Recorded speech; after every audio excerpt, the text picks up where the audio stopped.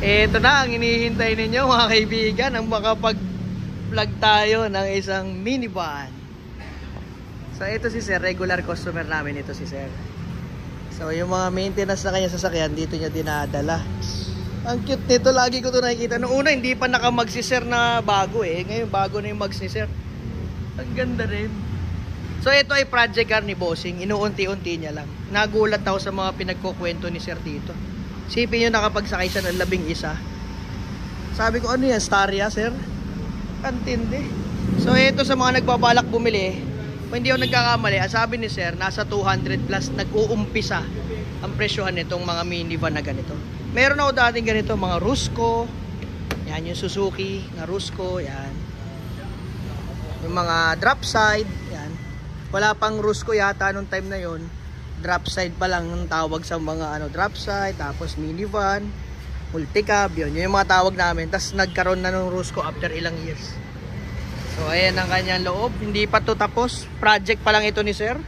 Unti-unti niya ina-upgrade, manibela, head unit. Ito kaya may ganito, malamig daw ang aircon, kaya lang since malaki ang loob niya, magugulat kayo sa laki ng likod.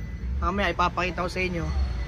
Kailangan niyang extra force para itulak yung hangin na malamig papunta sa likod. Sabi ko kay Sir, pwede ka maglagay ng hanging type dito Sir. Kahit blower lang. Pero yung palapad na, wag na yung bilog. Para masyadong old school kasi ang datingan nito eh. Yung palapad, yung flat. Hanging type. Ayan, naka-bride siya na seat cover. Waterproofing, no?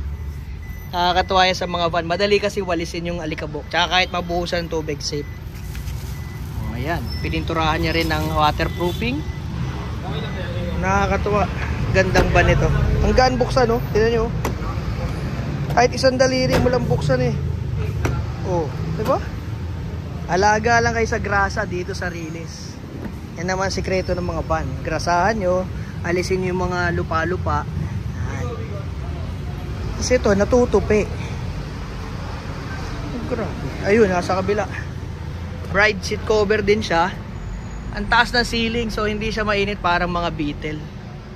Kahit maliit siya, mataas yung ceiling. Ano ba ito hinihiga, Sir? Ayun na. Yan, kasyang-kasya rito yung hinahanginan na kama. Ganda, di ba? Yung mga hindi mahilig magpatakbo na mabilis, okay na to sa kanila. Automatic transmission, mga kaibigan.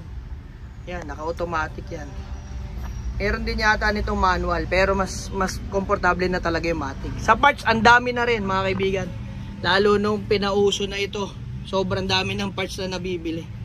At yung iba, parehas lang siya doon sa ibang mga Suzuki na mga models. Kahit ako sa inyo yung likuran. Ito, tuwan-tuwa ako sa likod nito. Yun, oh, ganda lumapat, oh. Excuse lang po. Morning. Oh, huwag kang bibili ng minivan. Si Toria yan, mga kaibigan. Si Mayor nagpauso yan, huwag kang bibili. Yun, oh. Mayroon siya nito for safety. Yan, talaga niya, magdala kayo niyan. Alala ko yung kay kay Angie King na nasunog yung NSX, no. Palagay ko kung may napadaan doon na may dalang mga ganito, kahit papaano siguro makakatulong tayo. Ako rin sa mga old school nagdadala ako niyan. Pero yung isang klase, yung ginaganon, yung may gauge.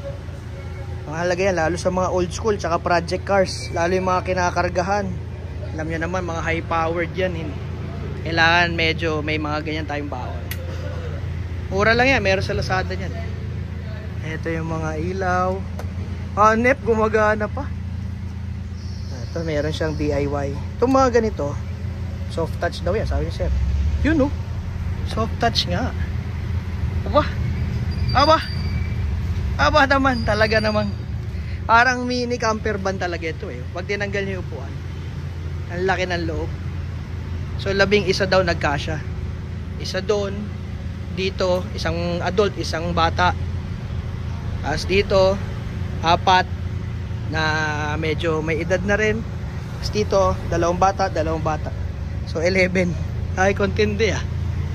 Grabe, nagkasya. So today ang papalitan natin dito ay ito. May dala na si Sir na pyesa, di ba? Sabi ko naman sa inyo, pwede kayo magdala ng parts kung gusto nyo. Walang problema sa amin yan. Ayun, oh. Orig.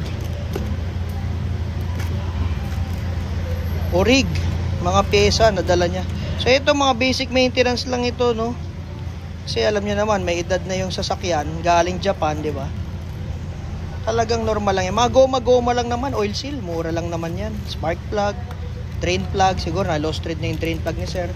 Tapos magpapalagay siya nito. Kasi ito ay wala daw temperature gauge. So magpapalagay siya ng voltmeter na may temperature gauge na digital. So madali lang naman to, sabi ko sa kanya. Mayroon niya kasamang ganito. Ito, iti-thread nyo lang yan dito. Tapos, puputulin yung hose doon sa may bandang radiator papuntang makina. Suksok dito, suksok sa kabila, sa pinagputulan. Tapos lagay kayo ng clamp kabilaan. O, di ba? Kasi ito namang power niyan, kuha lang kayo sa susian kung ano yung mag-o-on kapag sinusi ninyo. Voltmeter naman, babasahin yan yung charging ng inyong battery. Pwede sa cigarette lighter, itap nyo, o kaya sa fuse box. Tester nyo lang kung alin doon yung magkakaroon ng power kapag sinusi. Tapos pag pinatay yung susi, mamamatay din. Ang isa, body ground. Yung isa naman, positive. Ganyan lang kasimple ang paglalagay niyan mga kaibigan. Make sure lang na mahigpit dito kasi pag nagkaroon ng leak sa coolant, pwedeng mag-overheat. Ang kagandahan, pag nag-overheat na, kita mo na siya rito. Nagkaka-interest tuloy ako rito. Ang cute nito eh. Old model pa daw ito. Meron pa daw ngayon yung mga modelo na yung kagaya ng kay Master, tapos yung mga naka-turbo na. Ito kasi non-turbo ito mga kaibigan. Non-turbo pa ito. Takbo daw niya nasa 100, 110 mga ganyan. Kadalasan 90 lang lalo pag loaded. Brake drum ang likod. Di ko alam yung moderno kung disc brake na. Mas maganda sana, no? Pero sa late nito, sapat na yung brake drum. Sipin nyo nga yung mga van naka-brake drum eh. Kaya naman. Harap disc brake. Yun, no? So masarap paglaruan nito mga ganito mga kaibigan. Kung hindi kayo mahilig magpatakbo ng matulin, yung chill drive lang, na-adjust pa yung headlight, oh. Pwede mo itaas yung headlight, pwede mo ibaba. Depende sa gusto mo. Fog lights, lagayan ng barya. Yung kay Master, naka quick release yun eh. Pwede mo tanggalin yung manibela habang nakapark. So nandito ang makina niya mga kaibigan. Mahalaga rin yung inyong seal dito kasi umiinit yan pag yung talagang hindi maganda yung goma ninyo dyan. Nilagyan na niya ng hawakan, di ba? Inuunti-unti lang talaga ni sir. Project car talaga niya. Diba? Okay yan. Pwede ka matulog sa likod. Pag nagbagyo ka, dyan ka na sa likod matulog. Maglagay ka lang ng kama. Goods na. Upgrade ka lang ng speakers na maganda. Head unit na maganda. Oh, may aircon ka, naka-automatic ka. Power steering, EPS na ba ito? Ang alam ko, EPS na to eh. Ayun, electronic power steering. May motor. Ayan oh. Hindi.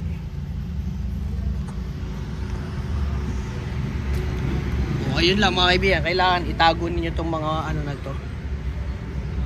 Mga wire-wire. Kasi baka matadya ka nung kasama ninyo. Eh talaga naman, maglo-lose connection yan. Tago nyo lang sa ibabaw. Tapos lagyan nyo na maganda rito ang cover. Yan. Kanya-kanyang project lang yan. Kahit yung Sprinter ko tsaka yung Starlet eh. Ganyan din. May mga unti-unti ka talaga kailangan ayusin. 1970s baga naman, di ba? Tapos ang kanyang parking brake ay eto, tinatapakan. Ayun, kumana na kagad. Hindi siya yung hinihila. Tinatapakan siya. Parang doon sa ibang mga van. Sa mga coaching nakikita ko. Yun lang. Hindi siya naka-power windows. Yung kay Master naka-power na yun eh. So pwede na may convert. Yung Sprinter nga tsaka Starlet naka-power na yun eh. 3.5 lang per pinto. Diba? So maganda naman ni Bella. 200 plus nag-uumpisa itong mga ganito. Hanggang 300, 400 plus kung hindi ako nagkakamali. Parating pang mga bagong model. Abangan nyo. Yung parang pallet yata. Yung Suzuki pallet. Ang ganda rin. Saka yung parang laruan, yung parang Jimny siya. Pero hindi Jimny, parang Wrangler style. Ang ganda rin nun. Aabangan natin. Nip. Yun lang mga kaibigan. Ito na, napagbigyan na. Walang turbo ito, pero mayroong mga nilabas na may turbo. Palagi ko yun yung mas maganda humatak. Pero ito, goods na goods. Alam nyo naman, less ang pyesa, less maintenance din. So kung walang turbo, wala kang maiintindi yung turbo pag nasira. So basic lang, non-turbo. Okay? Tara, simulan na natin. At ang dami ng customer dito sa shop. Hila, puno na oh. Yee! Simulan na natin ang araw. Ang oras ay 8 o'clock. Halika, magpa-meeting na muna tayo.